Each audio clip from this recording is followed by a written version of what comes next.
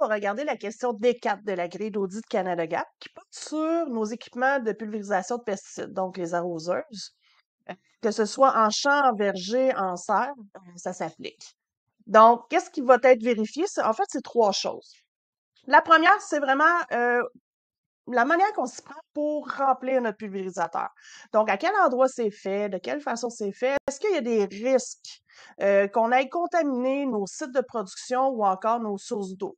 Donc, est-ce que notre remplissage est fait à un endroit où est-ce qu'il n'y a pas de danger qu'il y ait des écoulements qui aillent vers justement nos fruits, nos légumes, notre eau qui sert autant à faire le lavage, qui sert à irriguer.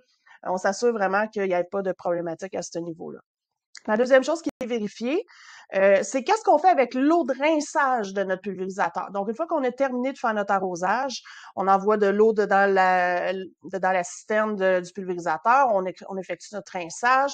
Cette eau-là, qu'est-ce qu'on fait avec? Encore là, on doit s'assurer elle ne pose pas de risque de contaminer encore là nos sources d'eau, nos fruits et légumes et tout autre item, dans le fond, qui est en lien avec la salubrité. Donc, ça peut être aussi également les emballages, par exemple. Dernière chose qui est vérifiée, c'est dans le fond, la sécurité de la source d'eau qu'on utilise pour remplir notre pulvérisateur. Donc, c'est juste de penser, en cas de panne électrique, panne du moteur de la pompe, est-ce qu'il y a un risque qu'il y ait un effet de siphon qui se fasse qui ramène la bouillie de pesticides dedans notre source d'eau? Donc, règle générale, il y a beaucoup de pulvérisateurs qui sont déjà équipés d'une valve anti-retour, donc ça règle le problème. Si votre pulvérisateur ne possède pas de valve anti-retour, juste s'assurer quand vous remplissez votre pulvérisateur par le dessus que l'embout du boyau ne touche pas la bouillie de pesticides. Comme ça, en cas de problématique, de panne, il n'y aura pas un effet de vacuum qui va se faire, qui va ramener votre bouillie vers votre source d'eau.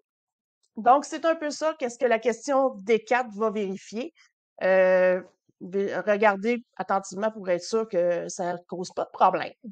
On se voit la semaine prochaine avec la question D5. Donc, à bientôt!